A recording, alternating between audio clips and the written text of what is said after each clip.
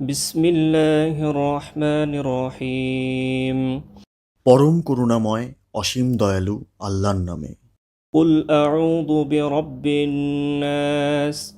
বলুন, আমি আশ্রয় গ্রহণ করিতেছি মানুষের পালনকর্তার, মালিকিন নাস। মানুষের অধিপতির, ইলাহিন নাস।